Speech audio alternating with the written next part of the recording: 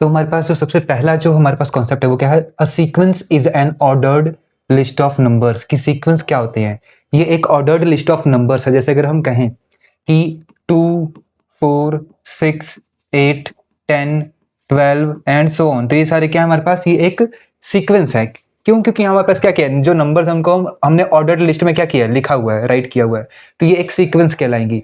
Each number in the list is called a term. कि ये जो लिस्ट है हमारे पास, इसमें जो हर एक नंबर है, हर एक जो नंबर है, जैसे ये 2 क्या है, ये टर्म है, 4 क्या है, टर्म है, 6 क्या है, टर्म है, 8 क्या है, टर्म है, 10 ये भी टर्म है, 12 ये भी टर्म है, तो उसे हम क्या कहते हैं? टर्म कहते हैं।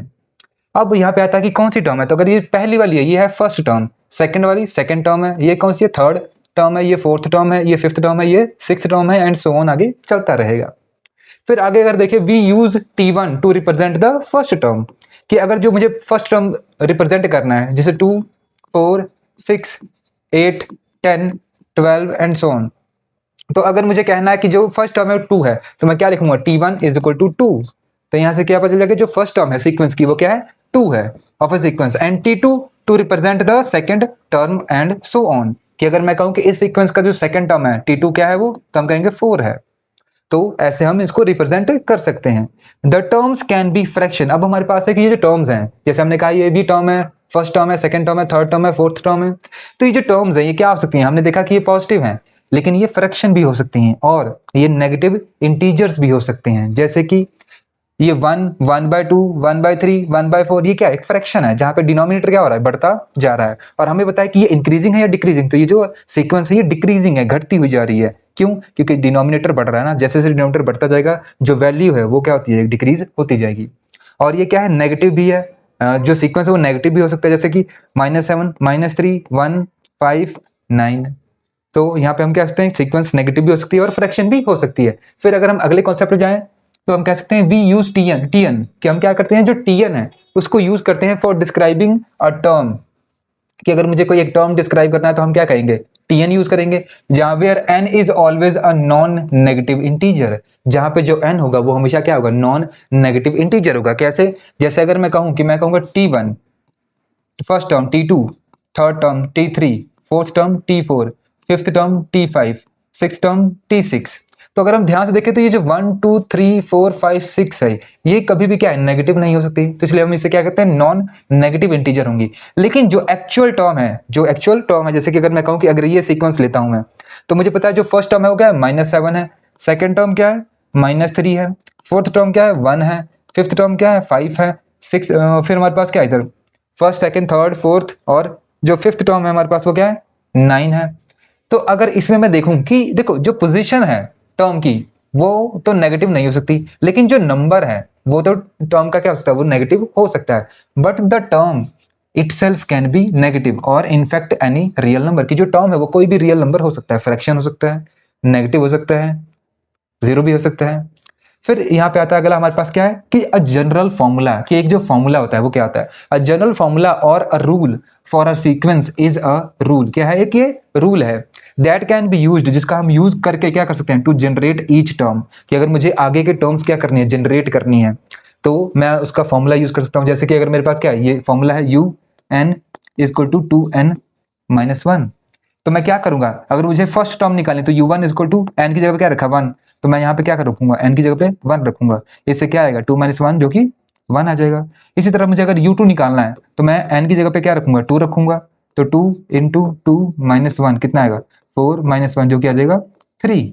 तो जो फॉर्मूला होता है ये क्या करता है? हमें जो सीक्वेंस है उसको फाइंड करने में हेल्प करता है। तो उसे हम जनरल फॉर्मूला भी कहते हैं, या उसे रूल भी कह सकते हैं। फिर यहाँ पे जो हमारे पास फॉर्मूले आते हैं वो दो तरह के हैं। बेसिकली क्या है? ये फॉर्मूले दो तरह के, एक तो है हमारे पास एक्सप्लिसिट फॉर्मूला, और एक क्या है? Recursive formula. फिर आता है कि इसमें डिफरेंस क्या है। तो अगर हम देखें, जो एक्सप्लिसिट फॉर्मूला है ये क्या करता है? ये जो टर्म की जो पोजीशन नंबर होती है उस पर डिपेंड करता है। जो हमारा एक्सप्लिसिट फॉर्मूला होता है, कहता है टर्म की पोजीशन नंबर पर डिपेंड करता है। जबकि जो रिकर्सिव है ये क्या करता है? ये सम होता है क्या? पिछले टर्म्स का। Is a rule that gives value of A previous जो टर्म है उनका क्या होता है? ये सम करके आता है, ये using the values of previous term. अब अगर हम देखें एक्सप्लिसिट फॉर्मूला क्या है, कि हमने कहा formula is a rule that uses the terms position number. जैसे अगर हम यहाँ पे कहें तो ये जो un है, यहाँ पे जो n है, ये टर्म की पोजीशन नंबर है। अगर मुझे फर्स्ट टर्म निकालना है तो u1 n की जगह मैंने क्या रखूंगा, 1 रखूंगा। तो हमने देखा था 1 रखा तो क्या आया था, 1 आ गया था। अगर मैं u2 n की जगह पे क्या रखूंगा, 2 रखूंगा तो क्या आएगा, 2 इंटू 2 माइनस 1 जो कि कितना आ जाएगा, हमारे पास 3 आ जाएगा। एंड सो ऑन मैं ऐसे निकाल सकता हूं। तो यहाँ पे ये जो मैं पुट क्या कर रहा हूँ, यहाँ पे मैं n की वैल्यूज पुट कर रहा हूँ, मीन्स जो टर्म की पोजीशन नंबर है वो पुट कर रहा हूँ और मेरे को आंसर मिल रहा है। इसी तरह जो रिकर्सिव फॉर्मूला होता है, ये क्या है, इज अ रूल, ये एक रूल है that gives the value of A given term, कि ये वैल्यू देता है टर्म की using the values of previous term, जो पुरानी वैल्यूज हैं उनका यूज करके। जैसे हमारे पास एग्जांपल क्या है, विराहुनका फिबोनाची सीक्वेंस, कि अगर हम देखें जो विराहुनका होता है, इसमें पहला जो टर्म होती है, फर्स्ट टर्म जो T1 होती है वो क्या होती है, 1। जो T2 सेकंड टर्म होता है वो 2 होता है। फिर थर्ड टर्म के लिए हमारे पास फॉर्मूला क्या होता है, इसका जनरल फॉर्मूला रहता है कि जो Tn है, Tn इक्वल टू क्या होता है हमारे पास, Tn के लिए होता है Tn-1 प्लस Tn-2। कंडीशन क्या है कि जो n है वो क्या होना चाहिए, इक्वल टू या ग्रेटर देन कितना होना चाहिए, 3। सो 3 के बराबर या 3 से बड़ा होना चाहिए। अगर मुझे क्या करना है, थर्ड टर्म निकालना है, T3 निकालना है, तो मैं क्या करूंगा, उसमें वैल्यू पुट करूंगा। 3 की जगह पे मैं अगर मैं यहाँ पे रखूं, यहाँ पे n की जगह पे 3 रख दूं तो क्या आ जाएगा, 3 माइनस 1 2 आ जाएगा, T2 प्लस वहां पे 3 रखूं, 3 माइनस 2 कितना आएगा, T1। तो यहाँ से T और 2 की वैल्यू क्या है, 1 2 प्लस 1 ये कितना देगा, 3 दे देगा। तो हम क्या देख सकते हैं कि आगे जो ये विराहुनका जो हमारे पास सीक्वेंस है, ये पिछले टर्म्स का सम होता है। तो इसमें नंबर क्या आएगा, 1 आएगा, 2 आएगा, फिर अगला इन दोनों का सम 3 आएगा, फिर इन दोनों का सम 2 प्लस 3 5 आएगा, फिर इन 3 प्लस 5 का सम 8 आ जाएगा, फिर 8 प्लस 5 का सम कितना आ जाएगा हमारे पास, 13 आ जाएगा, एंड सो ऑन ये चलता रहेगा। तो ये क्या है, रिकर्सिव फॉर्मूला है। तो हमने अभी देखा कि सीक्वेंस क्या होते हैं। फिर अगर हम जाने कि जो सीक्वेंस है वो बेसिकली दो तरह के होते हैं। एक तो होता है हमारे पास अर्थमेटिक प्रोग्रेशन और एक होता है ज्योमेट्रिक प्रोग्रेशन। अभी जो हम करने वाले वो है अर्थमेटिक प्रोग्रेशन। अर्थमेटिक प्रोग्रेशन होता क्या है बेसिकली, तो अगर मैं कहूं कि एक नंबर मान लो देता हूं मैं, सीक्वेंस 3 8 13, फिर हमारे पास आ गया मान लो कितना 18 23 28, फिर हमारे पास आ गया 33 एंड सो ऑन। तो इसमें आपको क्या पैटर्न नोटिस होगा कि इसमें क्या चीज फॉलो हो रही है। अगर मैं कहूं कि इनका डिफरेंस करके देखें कितना आ रहा है, 5, इनका डिफरेंस 5, इनका डिफरेंस 5 आ रहा है, इनका डिफरेंस 5 आ रहा है, इनका भी डिफरेंस। इट मीन सबका जो डिफरेंस है वो कितना आ रहा है, 5 आ रहा है। इट मीन कि पिछले वाले नंबर में, प्रीवियस नंबर में क्या हो रहा है, 5 प्लस हो रहा है तो अगला नंबर आ रहा है, फिर 5 प्लस हो रहा है तो अगला नंबर आ रहा है। ऐसी सीक्वेंस जिसमें क्या हो, एक फिक्स्ड नंबर, एक जो फिक्स्ड नंबर ऐड करके क्या होता है, अगर अगला नंबर आता हो तो उसे हम कहते हैं एपी कहते हैं। अब यहाँ पे एपी में क्या होता है, ये जो पहला नंबर है वो कहलाता है ए, ये होता है हमारे पास फर्स्ट जो टर्म होती है उसे हम ए कहते हैं। और जो ये डिफरेंस होता है 5 5 का, जिसे इसे हम कहते हैं डी कहते हैं। तो यहाँ पे डी की वैल्यू कितनी है, 5 है, और जो फर्स्ट टर्म है ए मेरा वो क्या है, 3 है। तो हम क्या कहेंगे, an arithmetic progression AP is a list of numbers. ये क्या है, नंबर्स की लिस्ट है जिसमें in which each term after the first term, की हर एक जो टर्म है पहली टर्म के बाद, is obtained by adding a fixed number. कैसे ऑब्टेन होता है, जब हम क्या करते हैं एक फिक्स नंबर ऐड कर देते हैं to the previous term. The fixed number D is called the common difference. ये जो हमारे पास फिक्स्ड नंबर है इसे हम क्या कहते हैं, कॉमन डिफरेंस कहते हैं। फिर यहाँ पे हमारे पास क्या है, the nth term of an AP, की जो एपी है उसकी जो nth टर्म है उसका एक फॉर्मूला है। क्या है उसका formula, Tn is equal to a plus n minus 1d। क्या है उसका formula, Tn is equal to a plus n minus 1d, जहां पे n क्या है, ये nth टर्म है, a क्या है, फर्स्ट टर्म है, और d क्या है हमारे पास, कॉमन डिफरेंस है। जैसे अगर मैं कहूं कि इसका मुझे निकालना है, तो मुझे अगर मान लो ये फर्स्ट सेकंड थर्ड फोर्थ, इसकी फोर्थ टर्म निकालनी है T4, तो कैसे आएगा, T4 इज इक्वल टू पहली टर्म क्या है इसकी 3 प्लस n की जगह पे क्या रखूंगा 4 माइनस 1, क्योंकि जो टर्म है वही n होगी। डिफरेंस कितने का हमारे पास, हमने कहा 5 का है। अगर मैं लिखूं 3 प्लस 4 में से 1 जाएगा, 3 इंटू 5 कितना आ जाएगा, 3 प्लस 15 अगर हम करेंगे तो कितना आ जाएगा, ये 18 आ जाएगा। चेक करो क्या फोर्थ टर्म पे 18 ही है, बिल्कुल। तो ये हम निकाल सकते हैं। ये जो फॉर्मूला है ये तुम्हें पता है कि ये पोजीशन नंबर, जो टर्म की पोजीशन नंबर है उसका इस्तेमाल कर रहा है। तो ये कौन सा फॉर्मूला कहलाएगा, ये कहलाएगा एक्सप्लिसिट फॉर्मूला। कौन सा, एक्सप्लिसिट फॉर्मूला। तो इसमें हमारे पास जो ए है फर्स्ट टर्म है, डी क्या है, कॉमन डिफरेंस है। फिर हमारे पास है ये जो जनरल, अगर मैं कहूं कि इसका रिकर्सिव फॉर्मूला बताओ क्या होगा, एपी का रिकर्सिव फॉर्मूला क्या होगा, तो हम क्या कहेंगे, जो रिकर्सिव फॉर्मूला होगा उसका ये होगा Tn is equal to Tn-1 की जो पिछला टर्म है उसमें क्या कर दो आप, जो डिफरेंस था उसको ही प्लस कर दो, तो क्या आ जाएगा, आगे की टर्म आ जाएगी। तो Tn is equal to Tn-1 plus D, ये क्या है इसका रिकर्सिव फॉर्मूला है, और ये कौन सा है, एक्सप्लिसिट फॉर्मूला है। फिर यहाँ पे अगर हम कहें कि ये जो जनरल फॉर्म है एपी की वो क्या होती है, तो हम कहेंगे जनरल फॉर्म होती है ए, अगला टर्म में डी प्लस करोगे ए प्लस डी, अगली में प्लस करोगे ए प्लस 2d, फिर आगे और डी प्लस करते जाओगे a plus 3d and so on, ये जाता जाएगा कहां तक, ए प्लस एन माइनस 1d तक एंड में। फिर अब आता है हमारे पास कि जो एपी है उसको हम विजुलाइज कैसे कर सकते हैं। अगर हम देखें, मान लो एक हमारे पास एपी है, कौन सी एपी, ये है सीक्वेंस, जैसे कि 1, मान लो एपी हमारे पास क्या है, 1 है, 5 है, 9 है, 13 है, 17 है एंड सो ऑन, ये हमारे पास एक एपी है। क्या लगता है इसमें जो फर्स्ट टर्म है वो तो 1 है, डिफरेंस कितने का है, डी कितनी की वैल्यू है, डी की वैल्यू कितनी है 4 है। अगर हम नोटिस करें तो 9 में से 5 जाएंगे 4, 13 में से 9 जाएंगे 4। तो हमारे पास स्टेज नंबर हमने लिखा कि जो पहली फर्स्ट टर्म पे क्या है 1 है, सेकंड टर्म पे क्या है 5 है, थर्ड टर्म पे क्या है 4 है, फोर्थ टर्म पे क्या है 13, फिफ्थ टर्म पे क्या है 17 and so on, nth term पे क्या है 4n माइनस 3। अब यहाँ पे हमारे पास क्या a1 है और d क्या है 4 है। अब मुझे अगर इसका ग्राफ बनाना तो मैं क्या करूंगा, 1,1 प्लॉट करूंगा यहाँ पे ग्राफ पे 1,1, फिर ये 2,5 प्लॉट करूंगा ग्राफ पे, फिर ये 3,9 प्लॉट करूंगा, फिर 4,13, 5,17। जब मैं अगर इसको प्लॉट करूंगा तो मैं क्या नोटिस करूंगा कि एक स्ट्रेट लाइन मिलेगी, क्या मिलेगी, स्ट्रेट लाइन मिलेगी। इसका मतलब कि जो ग्राफ होता है एपी का वो क्या होता है, एक स्ट्रेट लाइन होती है। इसमें हमें मेन चीज ये जानना है कि एपी का जो ग्राफ होता है वो क्या होता है, स्ट्रेट लाइन होती है। नेक्स्ट जो हम करने वाले हैं वो क्या है, sum of first 10 natural numbers की, जो पहले 10 नेचुरल नंबर है इनका सम हम क्या लगता है कैसे निकाल सकते हैं। अगर हम कहें कि जो पहले 10 नेचुरल नंबर है उनका अगर मुझे सम निकालना है तो s is equal to 1 plus 2 plus 3 plus 4 plus 5 plus 6 plus 7 plus 8 plus 9 plus 10। एक तो ये तरीका है कि मैं सिंपल इसको ऐड कर लूं, या दूसरा तरीका क्या है कि दोबारा s लिखो, लेकिन इस बार नंबर को क्या करना है, उल्टा कर देना है। पहले 10 फिर 9 फिर 8 फिर 7 फिर 6 फिर 5 फिर 4 फिर 3 फिर 2 फिर 1। अब ध्यान से देखो, अगर मैं इन दोनों पेयर को क्या करूं, ऐड कर दूं तो क्या लगता है क्या चीज मुझे मिलेगी, नोटिस करोगे s प्लस s क्या होगा 2s हो जाएगा। फिर अगर मैं 1 प्लस 10 को जोड़ूं कितना आएगा 11, प्लस 2 प्लस 9 को जोड़ूं क्या आएगा, ये भी 11 आएगा। 3 प्लस 8 को जोड़ूं तो कितना आएगा, ये भी 11 आएगा। इट मीन्स 11 कितनी बार आएगा मेरे पास, 10 बार आएगा, क्योंकि टोटल कितनी है 10 टर्म्स हैं। तो क्या करेंगे 2s is equal to 10 times means 10 बार क्या 11, तो ये कितना आ जाएगा 10 इंटू 11। फिर यहाँ से सम कितना आ जाएगा s इज इक्वल टू 2, यहाँ पे मल्टीप्लायर हो जाके डिवाइड हो जाएगा 10 इंटू 11 बाय 2। अगर हमने कटिंग की तो कितना आएगा, इधर 5 और मल्टीप्लाई किया तो क्या आ जाएगा 55। और आप चेक कर सकते हो कि जो सम है वो कितना आएगा 55 ही आएगा 10 नेचुरल नंबर का जब हम सम करेंगे। तो क्या लगता है ये तरीका काफी बेटर है। तो हम क्या करते हैं, इसका ही यूज करके क्या करेंगे, sum of first n natural number निकालेंगे कि अगर हमारे पास क्या हो कोई भी n नेचुरल नंबर है तो उनका मुझे अगर सम निकालना है तो मैं कैसे निकाल सकता हूं।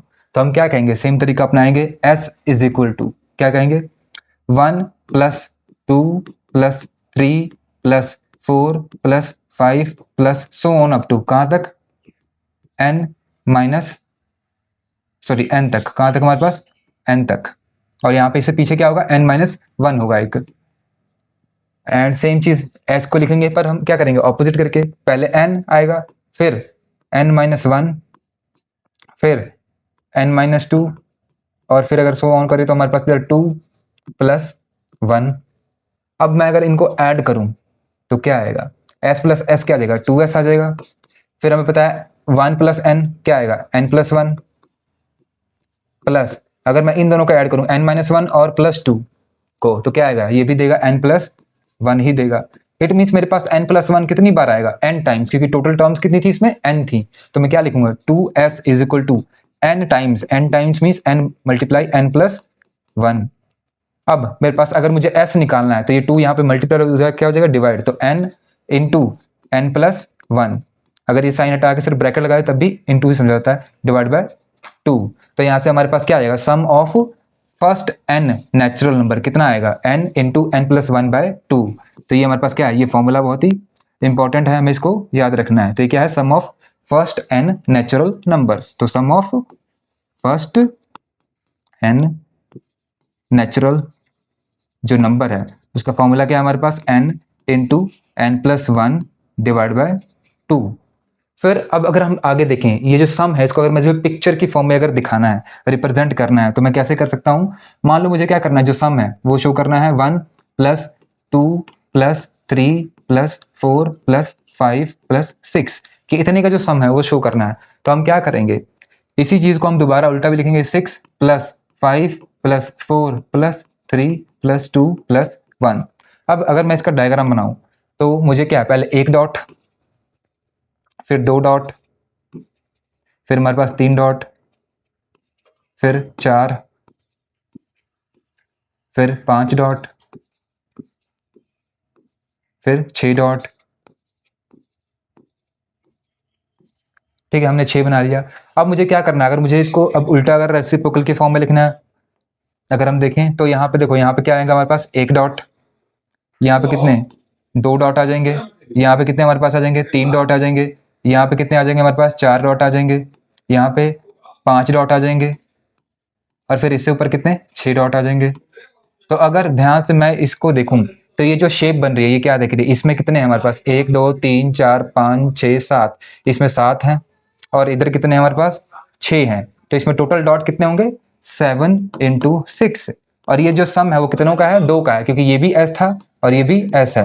तो ये 2s का जो सम आ रहा है वो कितना आ रहा है, 7 तो s की वैल्यू कितनी आएगी, ये 2 मल्टीप्लाई हो जाकर डिवाइड, तो 7 इंटू 6 डिवाइड बाय 2। तो हमारे पास पिक्चर की फॉर्म में हम ऐसे रिप्रेजेंट कर सकते हैं, और यहाँ से s की जो यहाँ पे s जो है वो क्या है, सम है, और वो निकल। नेक्स्ट जो सीक्वेंस है वो क्या है हमारे पास, वो है ज्योमेट्रिक प्रोग्रेशन। कि अब क्वेश्चन आता है कि ज्योमेट्रिक प्रोग्रेशन होता क्या है। तो पहले हम एग्जांपल के थ्रू समझ लेते हैं कि जैसे मान लो हमारे पास एक नंबर है 3, ठीक है, फिर 6 12 24 48, फिर हमारे पास कितना आ जाएगा 96 एंड सो ऑन। इनमें क्या पैटर्न देखने को मिल रहा है, अगर हम नोटिस करें तो इसमें कुछ प्लस करने पे तो नहीं हो रहा। अगर मैं कहूँ डिफरेंस तो 4 आ रहा है, डिफरेंस कितना आ रहा है, 6 आ रहा है, तो डिफरेंस तो काम नहीं कर रहा। फिर क्या काम कर रहा है, अगर हम ध्यान से देखें तो 3 में क्या मल्टीप्लाई करें, 3 में क्या मल्टीप्लाई करें कि 6 आ रहा है, आ जाए 2। यहाँ पे अगर मैं 6 में क्या मल्टीप्लाई करूँ 12 हो जाए 2। 12 में मैं क्या मल्टीप्लाई करूँ कि 24 आ जाए 2। 24 में मैं क्या मल्टीप्लाई करूँ कि 48 आ जाए 2। आपको नोटिस हो रहा है कि जो मल्टीप्लाई करने वाली जो टर्म है वो क्या है, कांस्टेंट है, वो सेम है, वो क्या है, दोनों में सेम है। तो जीपी में क्या होती है, जैसे हमने कहा था एपी में क्या होती है, कोई चीज ऐड होती है, कांस्टेंट जो वैल्यू है वो ऐड होती है, जबकि जीपी में क्या होती है, वही चीज कांस्टेंट वैल्यू मल्टीप्लाई होती है। तो यहाँ पे जो कांस्टेंट वैल्यू जो मल्टीप्लाई होती है उसे हम कहते हैं कॉमन रेशियो, इसे हम क्या कहते हैं, कॉमन रेशियो कहते हैं, जिससे ये चीज मल्टीप्लाई हो रही है। और ये जो 3 है वो हमारे पास क्या होती है, फर्स्ट टर्म, जिसे हम ए कहते हैं। तो ये किसका एग्जाम्पल है, एक ज्योमेट्रिक प्रोग्रेशन का एग्जाम्पल है, जिसमें क्या है कि जो पुरानी वाली जो टर्म्स है उसमें कुछ मल्टीप्लाई होता है, जिससे कि अगली टर्म आती है, फिर वही चीज मल्टीप्लाई होते आगे आगे चलती रहती है। तो हम इसमें देखें, a geometric progression GP is a list of numbers, ये क्या है, नंबर्स की लिस्ट है, in which each term after the first term is obtained by multiplying the previous term. कि हम पिछली टर्म में क्या करते हैं, कुछ मल्टीप्लाई करते हैं बाय अ फिक्स्ड नंबर, तो हमें क्या मिलती है, अगली टर्म मिल जाती है। This constant factor R is called the common ratio, ये जिससे हम मल्टीप्लाई करते हैं, यहाँ पे आर की वैल्यू क्या है 2, तो ये क्या कहलाता है, कॉमन रेशियो कहलाता है। और ये जो सीक्वेंस है वो क्या है, जीपी है। अब अगर हम कहें कि ये जो सीक्वेंस है इसमें the nth term of GP is given by, कि इसका जो nth टर्म होता है वो कैसे हम बताते हैं, वो है इसका formula tn is equal to a r की पावर n-1। तो यहाँ पे हमारे पास जो nth टर्म है वो क्या है, formula tn is equal to a r की पावर n-1। जैसे मान लो मुझे क्या निकालना है, अगर फोर्थ टर्म निकालनी है, मुझे क्या निकालनी है, फोर्थ टर्म, तो मैं क्या रखूंगा t, जो हमारे पास क्या है n की जगह पे t4 is equal to a कितना मेरा 3 है, r कितना है मेरा 2 है, और यहाँ पे अगर n4 है तो यहाँ पे 4 - 1 करेंगे तो कितना आ जाएगा 3। अगर मैं इसको रखूँ आगे 3 इंटू 2 का क्यूब मीन्स कि 2 इंटू 2 इंटू 2 कितना आ जाएगा 8 आ जाएगा। तो 3 इंटू 8 कितना आ जाएगा 24। तो चेक करो हमारे पास के जो फोर्थ टर्म है क्या वो 24 ही है, तो हम कहेंगे बिल्कुल है। तो इसका जो हमारे पास nth टर्म निकालने का जो फॉर्मूला है वो क्या है, a r की पावर n-1, जहाँ पे a क्या है फर्स्ट टर्म, r क्या है common ratio, where a is the first term and r is the common ratio. The general form of a GP is, कि जो जनरल फॉर्म है जीपी की वो क्या होती है, पहला टर्म a होता है, अगला टर्म ए आर होता है, उससे आगे टर्म ए आर स्क्वायर होता है, फिर उसका अगला टर्म ए आर क्यूब होता है, and so on up to a r n की power n minus one, a r की पावर n माइनस वन तक जाता है। अब अगर हम कहें कि ये क्या है, ये हमारे पास है एक्सप्लिसिट फॉर्मूला है। क्या है ये? एक्सप्लिसिट फॉर्मूला है। अगर मुझे रिकर्सिव फॉर्मूला चाहिए एपी का, तो मैं क्या करूंगा? रिकर्सिव फॉर्मूला अगर मुझे चाहिए किसका? एपी का, तो क्या लगता है क्या आएगा? इसका आएगा T N is equal to T N minus one into R, कि हमारे पास जो पिछला टर्म होगा उसमें हमें क्या करना है? कॉमन रेशियो से मल्टीप्लाई कर देना। तो ये क्या मिल जाएगा हमें? जीपी का रिकर्सिव फॉर्मूला मिल जाएगा। अब यहाँ पे हमारे पास इसके एग्जांपल्स हैं। जीपी के एग्जांपल क्या है? हम कहेंगे मेनी एट्रीब्यूट्स, कई सारे एट्रीब्यूट्स ऑफ फ्रैक्टल्स, जैसे कि फ्रैक्टल्स हैं, वो क्या है? जीपी का एग्जांपल है। Such as the Sierpinski triangle and the Sierpinski square carpet lead to the geometric progression. कि जो सायरपिंस्की ट्रायंगल है वो क्या कहता है कि एक ट्रायंगल लो, ठीक है, इसमें से क्या करो आप? एक और ट्रायंगल बनाओ, इनके मिड पॉइंट को ज्वाइन करके, और इसको क्या कर लो? इसको कट कर लो, ठीक है, तो ये खाली जगह रह जाएगी। फिर इसी तरह सेम इसमें ट्रायंगल बनाओ और इसको कट कर लो, फिर सेम इधर ट्रायंगल बनाओ, इसको कट कर लो, सेम इधर ट्रायंगल बनाओ, फिर और फिर इन छोटे में भी जाना है, ऐसे सेम ये प्रोसेस आगे कंटिन्यू करते जाना है। तो हमें क्या मिलेगा? सायरपिंस्की ट्रायंगल मिलेगा। फिर हमारे पास जो सायरपिंस्की स्क्वायर कार्पेट है, इसमें क्या होता है कि एक हमारे पास स्क्वायर है लेना है, ठीक है, इसके क्या करने हैं हमें? 9 पीसीज ऐसे बनाने हैं, इसमें से बीच वाला जो हिस्सा ये काट लेना है। फिर हमें क्या करना है अगले स्टेप में? ये जो हमारे पास निकल चुका है, ठीक है, अब जो बचे हुए हैं इनके भी क्या करने हैं? 9 बनाने हैं, ठीक है, जो बचे हुए हैं, एंड सो ऑन। तो इनमें से भी क्या करना है? ये बीच वाले गायब करते जाने हैं। तो ये प्रोसेस आगे कंटिन्यू होता जाएगा। फिर अब हम कहें कि जो जीपी है उसको हम विजुअलाइज कैसे कर सकते हैं? तो मेन इंपॉर्टेंट आता है हमारे पास कि विजुअलाइजेशन। तो जीपी को अगर विजुअलाइज करना है तो सबसे पहले हमें उसको क्या करना पड़ेगा? टेबल बनाना पड़ेगा। अगर मैं कहूँ कि मैंने ये जो जीपी ली थी, ठीक है, इसी को मैं ले लेता हूँ कि जो फर्स्ट टर्म है जीपी की वो क्या थी? 3 थी, सेकेंड टर्म 6 थी, third term 12, fourth term 24, fifth term 48 and so on. अगर मैं इसको ग्राफ पे प्लॉट करूं तो मुझे कैसा ग्राफ मिलेगा? मुझे ऐसे कर्व्ड लाइन मिलेगी। क्या मिलेगी? ऐसे कर्व्ड लाइन मिलेगी। तो हमें याद रखना है कि जो एपी होता है उसमें स्ट्रेट लाइन मिलती है, लेकिन जीपी में क्या मिलती है? हमें कर्व्ड लाइन मिलती है।